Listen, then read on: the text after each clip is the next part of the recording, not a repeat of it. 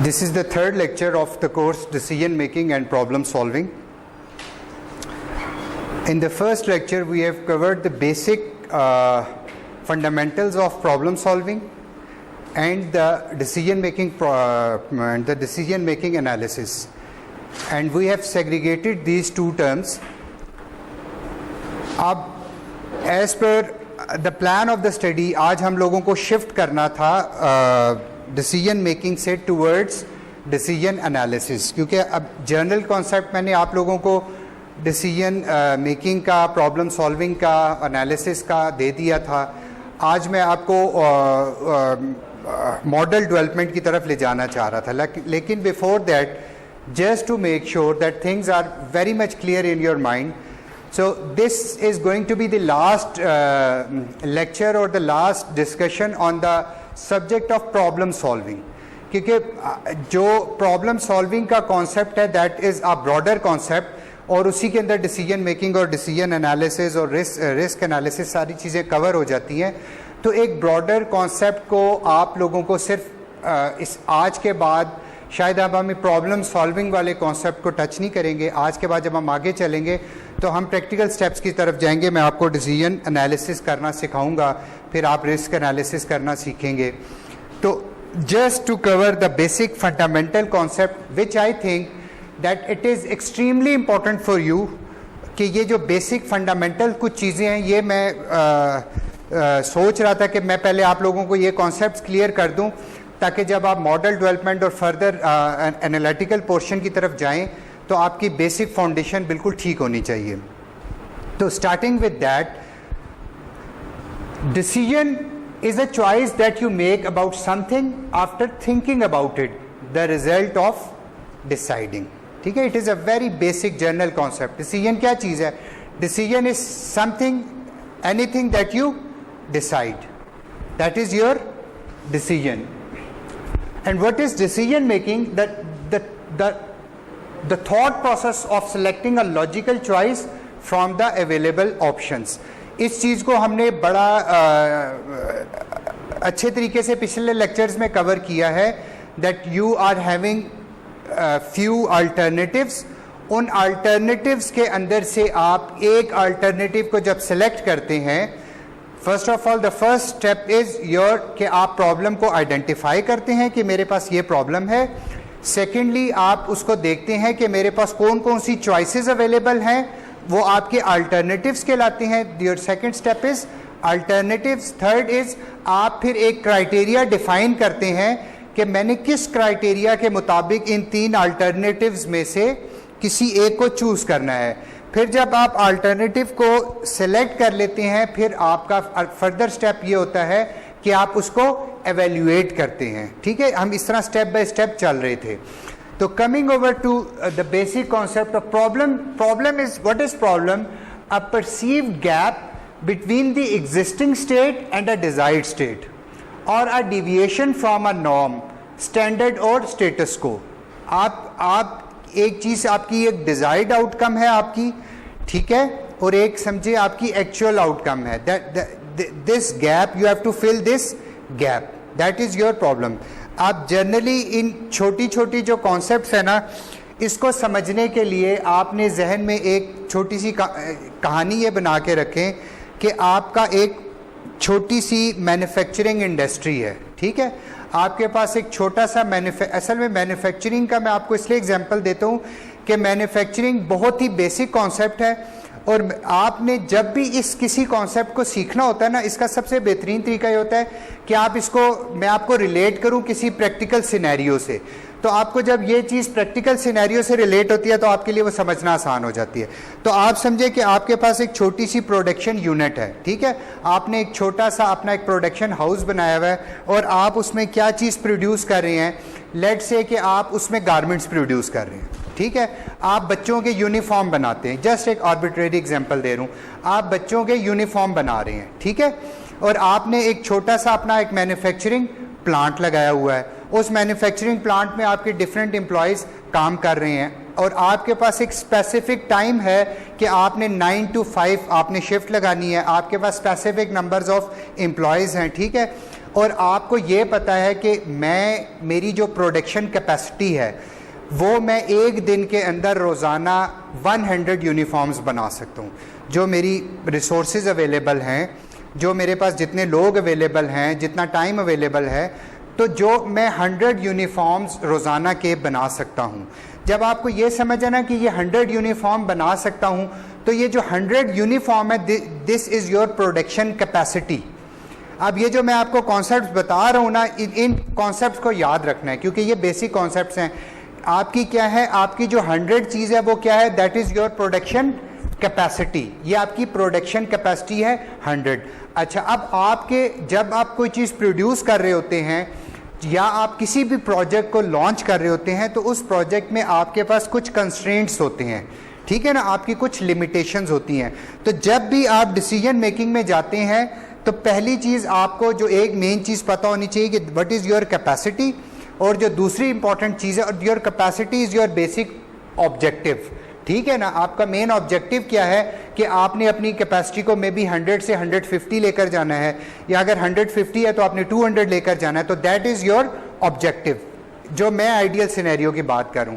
अब कंस्ट्रेंट्स आपके क्या हैं, आपके कंस्ट्रेंट ये हो सकते हैं कि आप दिन में 8 आवर्स से ज़्यादा काम नहीं कर सकते। आपका जो वर्कर है उसके पास 8 आवर्स हैं, ठीक है, और पूरे ये this is one of your constraint, ठीक है ना, आपका टाइम कंस्ट्रेंट है। दूसरा आपका एक कंस्ट्रेंट ये हो सकता है कि आपका मंथली कंस्ट्रेंट ये है कि आपके वर्कर को संडेज को भी ऑफ चाहिए, और ओवरऑल अगर आप 30 डेज़ का मंथ है तो आपके पास 22 डेज अवेलेबल हैं। तो this is again one of your constraint. आपका एक और कंस्ट्रेंट ये भी हो सकता है कि आपके पास जो रॉ मटेरियल है, उस रॉ मटेरियल की एक लिमिटेड क्वांटिटी अवेलेबल है, ठीक है ना। आपके पास मतलब अनलिमिटेड रॉ मटेरियल नहीं है। आपने अगर जो आप यूनिफॉर्म प्रोड्यूस कर रहे हैं रॉ मटेरियल से प्रोड्यूस कर रहे हैं ना, तो जो आपके पास रॉ मटेरियल अवेलेबल है वो एक लिमिटेड क्वांटिटी में है, ठीक है। फ़र्ज़ करें उसकी क्वांटिटी इतनी है कि वो आपको एक दिन में 100 प्लस की, जिससे ज़्यादा की कैपेसिटी नहीं देता, तो that is one of another constraint, ठीक है ना। उसके बाद आपका एक और कंस्ट्रेंट हो सकता है कि आपका there is a quality department in your small organisation, ठीक है। उस क्वालिटी डिपार्टमेंट क्या करता है कि आपकी एंड प्रोडक्ट को चेक करता है। जब आपकी एंड प्रोडक्ट चेक होती है तो उसके कुछ स्पेसिफिक क्राइटेरिया है, वो उसको रैंडमली आपके 100 आपने यूनिफॉर्म्स तैयार किए, 100 यूनिफॉर्म में से वो रैंडम लेट से 10 यूनिफॉर्म्स का चेक करता है, और उसका क्वालिटी जो उसने आपने स्टैंडर्ड क्वालिटी का बनाया हुआ है, उसकी बेस पे अगर वो क्वालिटी स्टैंडर्ड्स को मीट नहीं कर रहा तो वो उनको रिजेक्ट कर देता है। तो your rejection rate is your another constraint, ठीक है। तो एक आपकी प्रोडक्शन कैपेसिटी काउंट करती है, एक आपके कंस्ट्रेंट्स काउंट करते हैं, ठीक है। ये छोटे छोटे कॉन्सेप्ट्स हैं जो आप जब मॉडल डेवलपमेंट में जाएंगे तब आप पढ़ेंगे। तो your problem is basically a perceived gap, and what is problem solving, the process of working through details of a problem to reach a solution. अब प्रॉब्लम सॉल्व कर एक चीज़ जो बेसिक कॉन्सेप्ट है वो ये है कि आपके पास एक प्रॉब्लम आएगा, ठीक है। इस सब्जेक्ट में आप ये सीखेंगे कि आपको मैं मल्टीपल प्रॉब्लम सॉल्व करना सिखाऊंगा। वो प्रोजेक्ट मैनेजमेंट से रिलेटेड भी होंगे, वो प्रोडक्शन से रिलेटेड भी होंगे, वो सर्विसेज से रिलेटेड भी होंगे। आपको ये बताया जाएगा कि जब एक प्रॉब्लम आपके पास, बेसिकली एक प्रोजेक्ट मैनेजर से एक्सपेक्ट क्या किया जा रहा होता है, उसकी फर्स्ट एक्सपेक्टेशन ये है कि जब उसको प्रोजेक्ट दिया जाता है तो वो प्रोजेक्ट्स के ऑब्जेक्टिव्स को आप डिफाइन कर सकें, और प्रोजेक्ट्स के ऑब्जेक्टिव्स के साथ साथ आप अपने कंस्ट्रेंट्स को कैलकुलेट कर सकें, और कंस्ट्रेंट्स को कैलकुलेट करने के साथ साथ आप अपनी प्रॉब्लम्स को सॉल्व करने के लिए पॉसिबल सॉल्यूशंस देख सकें, और फिर आप इस काबिल हो कि उन सॉल्यूशंस में से आप किसी एक सॉल्यूशन को एक्सेप्ट कर सकें, क्राइटेरियाज डिफाइन कर सकें, एनालाइज कर सकें, ठीक है। तो let's start with the types of problems. देखिए, प्रॉब्लम्स दो तरह की होती है generally. Problems for which the possible solutions are known, ठीक है, and the problem for which the solutions are known but the best solution is not obvious. अच्छा, any one of you, आप मुझे किसी एक एग्जाम्पल देंगे problems for which the possible solutions are known. आप कोई ऐसी प्रॉब्लम बताएं जिसमें आपको ऑलरेडी पता है कि सॉल्यूशन पता है, solution is not the problem, solution को इंप्लीमेंट कैसे करना है दैट इज द प्रॉब्लम। या मोर देन वन सॉल्यूशंस हैं, आपने किसी एक को सिलेक्ट करना है। अच्छा, अब हम वो बेसिक कॉन्सेप्ट जो मैंने आपको बताया, फ़र्ज़ करें कि आपकी प्रॉब्लम ये है कि आपने अपनी आउटपुट को इन्हेंस करना है, ठीक है। आप 100, आपकी प्रोडक्शन कैपेसिटी क्या थी, 100 थी। अब आप 150 पे जाना चाह रहे हैं। अब आप बीइंग अ प्रोजेक्ट मैनेजर आप सोचें कि क्या क्या पॉसिबल सॉल्यूशंस हो सकते हैं, what are the possible solutions. मतलब being a project manager you know it कि अगर मैं 100 को 150 बनाना चाहता हूँ, एक it is just an intuitive thing. आप सोचें आप 100 को 150 कैसे बना, आप बताएं मुझे एनी गुड सजेशन कि आप 100 से 150 जाना चाहते हैं।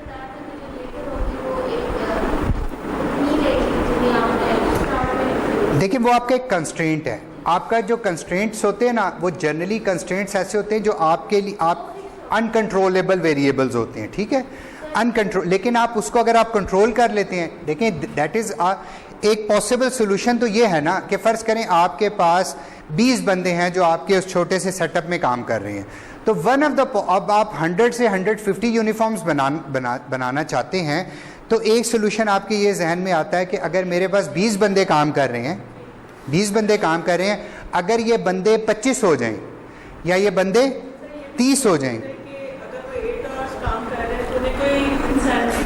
देखें या तो नंबर, जी जी बिल्कुल बिल्कुल, आप देखें एक चीज़ है कि आप अपनी मैन पावर जो है ना, इस मैन पावर को आप इंक्रीज़ कर दें, ठीक है, एक सोल्यूशन ये हो सकता है। दूसरा सोल्यूशन हमें बता रहे हैं कि जो आपका जो प्रोडक्शन टाइम है, आप प्रोडक्शन टाइम मतलब देखें जब आप ओवर टाइम लगा रहे हैं ना, आप 8 आवर्स की शिफ्ट है, आप ये कहते हैं हम 8 आवर्स की जगह रोज़ाना 9 घंटे काम करेंगे। हाँ, दैट्स फेयर इनफ। तो आप अपनी टाइम ड्यूरेशन को दो तरह से बढ़ा सकते हैं। एक टाइम ड्यूरेशन को आप ऐसे बढ़ा सकते हैं कि आप कहें रोज़ाना में 8 घंटे की जगह अपनी लेबर से 1 आवर ज़्यादा करवाऊंगी, ठीक है, दिस इज़ अ वे। या आप प्रोडक्शन टाइम इस तरह बढ़ा सकते हैं कि आप ये कहते हैं कि मेरे 22 वर्किंग डेज थे महीने के, अब मैं 22 डेज़ की जगह 25 डेज़ पे काम करूँगा, ठीक है। टाइम ड्यूरेशंस के मल्टीपल वेज हो सकते हैं, लेकिन this is one of the option कि आप टाइम ड्यूरेशन को बढ़ा लीजिए, ठीक है ना। अब मैं इसको थोड़ा सा और लिंक्ड करता हूं इस तरह से कि फ़र्ज़ करें कि आप बीइंग अ प्रोजेक्ट मैनेजर, आपने इसको ये हैंडल करना है कि आपने at the end of the month, ठीक है ना, at the end of the month आपने 2400 यूनिफॉर्म्स प्रोड्यूस करने हैं, ठीक है। At the end of the month आपने 2400 यूनिफॉर्म्स प्रोड्यूस करने हैं। तो अब आपके जहन में ये कैलकुलेशन चल रही है कि ये मेरी प्रोडक्शन कैपेसिटी 100 है, ठीक है, मेरे कंस्ट्रेंट्स नोन है, ये मेरी टाइम ड्यूरेशन है, ये मेरे पास रॉ मटेरियल इतना मौजूद है, और अब मैंने अपनी कैपेसिटी, अगर इस कैपेसिटी के ऊपर जाता हूँ तो I will and up with 20,000। आपके अगर 100 पर डे करें आप 2200 के ऊपर एंड अप करेंगे, ठीक है। अब आपने उसको, आप ये जहन में सोच रहे हैं कि मैंने इस 2200 को मैं 22 पे नहीं रखता और मैं 22 को लेके जाता हूँ 26 या 25 के ऊपर, ठीक है।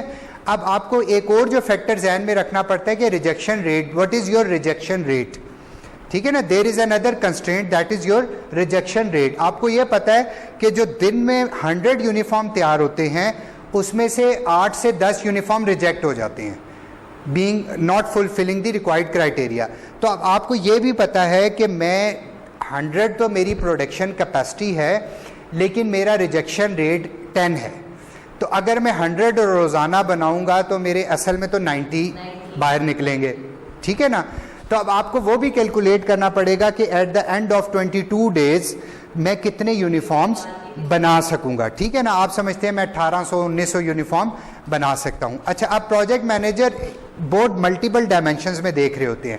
अब जब आपको ये समझ आती है ना कि there is something known as your rejection rate, अभी आप आगे पढ़ेंगे कॉज एंड इफेक्ट्स में। अब रिजेक्शन रेट अगेन इसको भी आपने हैंडल करना होता है। ये इस रिजेक्शन रेट की मल्टीपल रीजंस हो सकती हैं, ठीक है। क्या क्या मल्टीपल रीजंस हो सकती हैं कि रिजेक्शन रेट इसलिए ज़्यादा हो रहा है कि जो आपके पास एम्प्लॉय काम कर रहा है उसको अपना काम अच्छा तरह करना नहीं आता, देखिए उसकी स्टिचिंग का मायार इतना अच्छा नहीं है, एक रीज़न ये हो सकती है ना कि जो आपका एम्प्लॉय है, जो आपका, जिसको आप समझें जो पीपल मैं कह देता हूँ, ठीक है ना, इस ये रीज़न हो सकती है कि they are not well equipped. दूसरी क्या रीज़न हो सकती है कि मे बी आपके पास जो मशीन है उसकी क्वालिटी इतनी अच्छी नहीं है, वो मशीन ही ऐसी क्वालिटी की है, फ़र्ज़ करें आखिर में जो ट्राउज़र्स को, जो पैंट को आप सिलाई करते हैं, उस मशीन की क्वालिटी इतनी अच्छी नहीं है, उसकी वजह से नहीं हो रहा। एक रीज़न ये हो सकती है कि आपका जो मटेरियल है उसकी क्वालिटी इतनी अच्छी नहीं है। एक ये हो सकता है कि आप जो प्रोसेस फॉलो कर रहे हैं वो प्रोसेस आपका प्रोसेस ठीक नहीं है। देखिए आपकी जो प्रोडक्शन लाइन होती है वो किसी प्रोसेस में चलती है ना, उसने फर्स्ट स्टेप पे ये होना है, सेकंड स्टेप में ये होना है, थर्ड स्टेप में ये होना है। तो मे भी जब आप, अच्छा अब जब आप प्रोसेस में चलते हैं ना, फ़र्ज़ करें आपके 4 बेंच हैं, एक पहले आना है, ठीक है, सबसे पहले फ़र्ज़ करें आपका रॉ मटेरियल कपड़ा आया, ठीक है, फर्स्ट स्टेप में हम सपोज करते हैं कि उस फर्स्ट स्टेप में उस कपड़े को हम प्रेशर पे डालेंगे, ठीक है, प्रेशर पे डालेंगे, that is your first step. Pressure से आपका कपड़ा आगे जाएगा, वो कटिंग उस पे जाएगा, ठीक है, वहाँ पे कटिंग हुई, कटिंग से आपका कपड़ा आगे जाता है, फ़र्ज़ करें उसकी सुइंग आ जाती है, ठीक है, सुइंग से आपका कपड़ा आगे जाता है, उस सुइंग के बाद उस कपड़े को उसकी कॉस्मेटिक्स और माइनर उसके अंदर वो चेंजेस होती हैं, उससे आगे जाता है, वो पैकेजिंग में जाता है। अब दीज आर योर स्टेप्स। अच्छा, अब जब मल्टीपल स्टेप्स इन्वॉल्व होते हैं ना, स्टेप 1 से आप स्टेप 2 पे गए, स्टेप 2 से आप स्टेप 3 पे गए, फिर 4 पे गए, तो अब हर स्टेप में ऐसा ही होता है कि फ़र्ज़ कीजिए कि इस पूरे सर्कल को पूरा होने में ना, अगर आप इधर से एक चीज़ स्टार्ट करते हैं और एंड जाने में फ़र्ज़ करें कि 5 आवर्स लगते हैं, यहाँ से वहाँ तक 5 आवर्स लगते हैं, ठीक है। अब आप आगे जब ये आप पढ़ना शुरू करेंगे, आपको मैं थ्योरी ऑफ कंस्ट्रेंट्स पढ़ाऊँगा जब, तो थ्योरी ऑफ कंस्ट्रेंट्स में आपको ये समझ आएगा कि आप देखेंगे कि किसी एक प्रोसेस में टाइम आपका मैक्सिमम लग रहा है। फ़र्ज़ करें कि आपका आता है कि वो कटिंग जो वो वाला है ना, आपका पहला आपकी जो जिसमें आप उसको स्ट्रेटनिंग करते हैं, वो फ़र्ज़ करें कि आपकी वो 15 मिनट में हो जाती है, ठीक है। 15 मिनट के बाद जब वो कटिंग में जाता है तो कटिंग वाला उसको लेट से 1 आवर के अंदर कटिंग हो जाती है। कटिंग से जब वो आगे स्विंग में जाता है तो वहाँ पे 2 घंटे लग जाते हैं, ठीक है। स्विंग से आगे जब वो उसमें आता है, उसके अंदर कॉस्मेटिक्स में आता है, तो उसको वहाँ पे 3 घंटे या 2.5 घंटे लग जाते हैं, ठीक है। तो जब आप इस पूरे प्रोसेस को देखेंगे तो आपको एक प्रोसेस में आपको एक अपनी बॉटल नेक आइडेंटिफाई करना पड़ेगी कि इस जगह पे जाके मेरा प्रोसेस स्लो हो जाता है। यानी कि अगर कटिंग करने वाला 15 मिनट में कटिंग कर भी लेगा तो फ़ायदा तो कोई नहीं होगा, 2 घंटे तो उस टेबल पे पड़ा रहना है। समझ रहे हैं मेरी बात को? यानी कि वो जो आपका जो मेन अब कैलकुलेशन ऑफ टाइम डिपेंड करेगी ना, वो 15 मिनट आपका कंसिडरिंग फैक्टर नहीं होगा। आपका कंसिडरिंग फैक्टर ये होगा कि जो आपका बॉटल नेक है, जो आपकी पूरी प्रोडक्शन साइकिल को स्लो कर रहा है, आपको वो हल निकालना पड़ेगा। अगर आप अपने बॉटल नेक को रिजॉल्व कर लेंगे, अगर आपका बॉटल नेक रिजॉल्व हो जाता है तो आपकी पूरी जो लॉजिस्टिक उसकी प्रोडक्शन लाइन है सारी की सारी स्मूथ हो जाती है। और अगर आपकी सारी की सारी स्मूथ हो जाती है प्रोडक्शन लाइन, तो आपकी प्रोडक्शन कैपेसिटी या आपकी आउटपुट बढ़ जाती है। जब आप अपने किसी एक या 2 मल्टीपल बॉटल नेक भी हो सकता है, एक बॉटल नेक भी हो जाता है, अगर आप अपने बॉटल नेक को रिजॉल्व कर लेते हैं, उस बॉटल नेक को रिजॉल्व करने का फ़ायदा ये होता है कि आपकी आउटपुट इंक्रीज हो जाती है, ठीक है। यहाँ आपको ये बात समझ आ रही है। और अगर आपका standard of work, quality of work अच्छा है, आप मटेरियल भी अच्छा यूज़ कर रहे हैं, आपने जो मशीन्स यूज़ कर रहे हैं वो भी अच्छी है, आपका प्रोसेस भी बहुत अच्छा है, आपके लोग भी अच्छे वेल इक्विप्ड है, तो आपका रिजेक्शन रेट नीचे आ जाएगा। जब आपका रिजेक्शन रेट नीचे आता है तो आपकी प्रोडक्शन कैपेसिटी इन्हेंस हो जाती है। समझ आ रही है आपको इस बात की? तो आपका बेसिकली जो प्रॉब्लम हम या ऑब्जेक्टिव है, your objective is your problem, ठीक है। आपके मल्टीपल ऑब्जेक्टिव हो सकते हैं। मैंने एक आर्बिट्रेरी ऑब्जेक्टिव बताया कि जनरली आप ये चीज़ कोशिश कर रहे होते हैं कि आपकी प्रोडक्शन कैपेसिटी बढ़ जाए। ये भी आपका एक ऑब्जेक्टिव हो सकता है कि आप ये चाहते हैं कि जो मेरा कॉस्ट इफेक्ट है वो कम हो जाए किसी तरह से। मुझे एक यूनिफॉर्म प्रिपेयर करने में 600 रुपये का खर्चा आ रहा है, मैं ये चाहता हूँ कि ये 600 रुपये की जगह किसी तरह 400 रुपये में हो जाए। जी वो देयर आर मल्टीपल वेज। अब आप जो बात कर रही हो ना वो क्या चीज़ है, पहले आप अपना ऑब्जेक्टिव डिफाइन कर रहे हैं। ऑब्जेक्टिव आपके मल्टीपल ऑब्जेक्टिव भी हो सकते हैं। लेट से कि आप देखिए 4 ऑब्जेक्टिव मीट करना चाह रहे हैं, ठीक है। आपका फर्स्ट ऑब्जेक्टिव ये है कि आपने अपनी प्रोडक्शन कैपेसिटी को बढ़ाना है, ठीक है। आप प्रोडक्शन कैपेसिटी को एनहांस करना चाह रहे हैं। नंबर 2 आप क्या करना चाह रहे हैं कि आप कॉस्ट पर यूनिट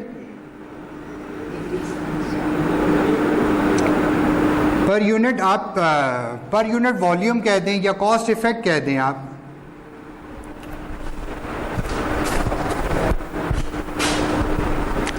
वो कहाँ है इसका,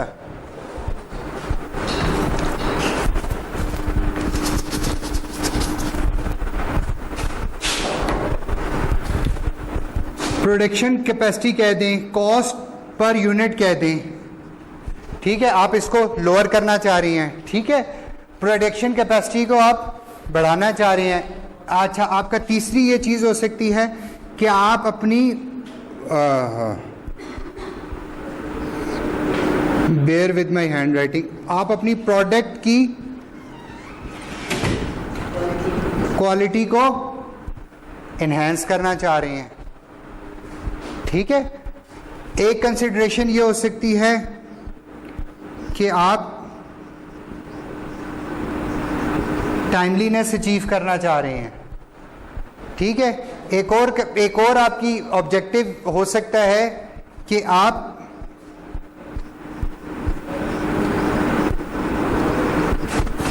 कस्टमर सेटिस्फेक्शन चाह रहे हैं। मल्टीपल ऑब्जेक्टिव्स हो सकते हैं आपके, लाजमी नहीं है कि आपका सिंगल ऑब्जेक्टिव हो। किसी भी प्रोजेक्ट के अंदर आपके मल्टीपल ऑब्जेक्टिव्स हो सकते हैं, ठीक है। तो जब आपकी जो ऑब्जेक्टिव्स हैं basically to meet the objective is basically your problem is your objective, इसका कॉन्सेप्ट आपने जहन में रखना है कि whenever I talk of objective it means it is your problem, ठीक है ना। Yes, solving the problem is your objective. You have to define the problem and your problem is your objective. जब हम इसको mathematical terms में जाएंगे आगे आप देखोगे तो मैथमेटिकल टर्म्स में हम इसको ऑब्जेक्टिव फंक्शन कहेंगे। तो जब मैं सॉल्व करते हुए लिखूंगा ऑब्जेक्टिव फंक्शन तो आपके जहन में यह होना चाहिए कि objective function is basically my problem या बेसिकली माई ऑब्जेक्टिव, कि मैंने अचीव क्या करना है। जब मैं लिखूंगा कॉन्स्ट्रेंट्स लिखूंगा, ठीक है, कॉन्टेक्सचुअल वेरिएबल्स लिखूंगा, कंट्रोल वेरिएबल्स लिखूंगा। आप लोगों ने फर्स्ट लेक्चर सुना है मेरा, अब जब आप सुनेंगे आपको क्लियर हो जाएगा, ठीक है। तो आपको फिर समझ आ, आपने भी नहीं सुना फर्स्ट लेक्चर, आप भी वो लेक्चर सुनिएगा ताकि आप आगे चलने में आपको आसानी हो, ठीक है। तो problems for which the possible solutions are known. देखिए अभी हमने ये प्रॉब्लम डिस्कस की, हमने ये डिस्कस किया कि देखिए हमारी एक ऐसी प्रॉब्लम है, हम अपनी प्रोडक्शन कैपेसिटी को बढ़ाना चाह रहे हैं, तो there can be multiple solutions. हम अपने बंदों की तादाद बढ़ा दें, हम अपने काम की ड्यूरेशन को ज़्यादा कर दें, हम अपनी असेंबली लाइन को डबल कर लें। देखिए ना, आपकी एक असेंबली लाइन है, स्टेज 1 पे एक चीज़ आती है, स्टेज 2 पे जाती है, स्टेज 3 पे जाती है, स्टेज 4 पे जाती है, स्टेज 5 पे जा रही है। 5 स्टेजेस है, एक असेंबली लाइन है। आप एक असेंबली लाइन की जगह 2 असेंबली लाइन लगा दीजिए, आपकी आउटपुट बढ़ जाती है। आपको मैं क्यूइंग थ्योरी भी पढ़ाऊंगा जो बड़ा मेजर एक उसका हिस्सा है। अब क्यूइंग थ्योरी में क्या होता है कि आप किसी जगह आपने मोबाइल की सिम निकलवानी है, ठीक है। अब देखें आप क्या करते हैं, आप फर्ज करें कि एक काउंटर है, ठीक है, एक काउंटर है और उस काउंटर में आप लोग आके बैठ गए हैं और उस काउंटर में समझें कि एक कस्टमर को डील करने में 5 मिनट्स लगते हैं, ठीक है। एक कस्टमर को डील करने में 5 मिनट्स लगते हैं। अब क्या होगा कि काउंटर क्या है, एक है, एक कस्टमर आएगा, दूसरा कस्टमर आएगा। अब this is my output rate. अब मेरे जो कस्टमर सर्विस सेंटर में जो कस्टमर्स के आने का रेट है उसमें मुझे पता चल रहा है कि हर 2 मिनट में या हर 1 मिनट में 2 कस्टमर आ रहे हैं। तो आपको जनरली समझ आना शुरू हो जाएगा कि जो मेरी इनपुट रेट है वो ज़्यादा है और मेरा जो आउटपुट रेट है वो कम है। उसका एंड रिजल्ट क्या होगा जी? नहीं, कस्टमर भी फर्ज करे मजबूर है, आने ही आना है, फिर क्या होगा? फिर क्यू लग जाएगी। फिर क्या लग जाएगी? क्यू लग जाएगी। बेसिकली जो आप क्यूइंग थ्योरी जब आप पढ़ेंगे ना, क्यूइंग थ्योरी में क्या चीज़ है कि आपको ये समझ आएगी कि क्यू कब किसी भी चीज़ की प्रोडक्शन लाइन के अंदर, सर्विसेज के अंदर, प्रोजेक्ट्स के अंदर क्यू कब लगती है? क्यू उस वक्त लगती है जब आउटफ्लो आपके इनफ्लो से स्लो होता है। अब आपको पता है कि मैंने आउटफ्लो इनफ्लो के इसको बेहतर करना है। अब मेरे पास बेहतर करने के ऑप्शन ये है कि मैंने एक बनाया था, अब मैं 2 काउंटर बना देता हूँ, मेरा फ्लो रेट डबल हो जाएगा। मैं 3 काउंटर बना दूंगा, वो ट्रिपल हो जाएगा। ठीक है। अब फर्ज करें कि जो बंदा बैठा है अगर वो एक चीज़ को 5 मिनट में हैंडल करता है, लेट्स से कि उसके पास ऐसा सिस्टम कंप्यूटराइज्ड आ जाए कि वो 5 मिनट की जगह आपका काम 1 मिनट में हो जाए। जो वो प्रोसेस फॉलो कर रहा है वो आपको 8 जगह आपका डाटा इंटर करता है, फिर उसको उधर भेजता है, फिर फलां जगह से वेरीफाई होता है, फिर वो वापस आता है। फ़र्ज़ करें कि हम एक सिंगल विंडो टाइप एक ऐसी चीज़ बना दें कि वो एक खोले और आपसे 4 चीज़ें पूछे और आपका काम हो जाए। अगर हम अपने प्रोसेस को इम्प्रूव कर लें, आपका जो एम्प्लॉय है उसकी आपकी कैपेबिलिटी इन्हांसमेंट कर लें, आपका जो इक्विपमेंट अच्छा पड़ा हुआ है आप अपने वर्क स्टेशंस बढ़ा लें, ये सारी पॉसिबिलिटीज़ हैं। तो हमारी कुछ ऐसी प्रॉब्लम्स होती हैं कि जिसकी पॉसिबिलिटीज़ या जिसके सॉल्यूशंस हमें ऑलरेडी पता होते हैं। अच्छा, अब उस केस में क्या होता है, जब हमें सॉल्यूशंस पता होते हैं तो बाज़ औक़ात ऐसा होता है कि हम मल्टीपल सॉल्यूशंस एक साथ लगा देते हैं कि ये भी कर लेते हैं, काउंटर भी बढ़ा लेते हैं। काउंटर के साथ साथ, काउंटर बढ़ाने के साथ साथ हम क्या करते हैं कि अपने प्रोसेस को भी थोड़ा सा आसान कर लेते हैं। ठीक है, 2 पॉसिबल सोल्यूशन है। या जो अभी हम एक काम ये कर रहे हैं कि हम ये कहते हैं कि हम थोड़ी सी अपनी मैन पावर भी इंक्रीज कर लेते हैं, मैन पावर के साथ साथ हम टाइम ड्यूरेशन भी बढ़ा लेते हैं, टाइम ड्यूरेशन के साथ साथ हमारी जो मशीनरी लगी हुई है हम उसको भी इम्प्रूव कर सकते हैं। हो सकता है हमारी जो स्विंग मशीन यूज़ कर रहे हैं वो 1985 का मॉडल लगा हुआ है, तो अब अगर हम कोई नई अच्छी मशीन लगा देंगे तो हमारी आउटपुट बेहतर हो जाएगी। ठीक है ना, तो आप अपनी उसकी कैपेसिटी इन्हांसमेंट भी कर सकते हैं, that is known as your capacity enhancement भी कर सकते हैं। तो there are multiple solutions, these are multiple solution.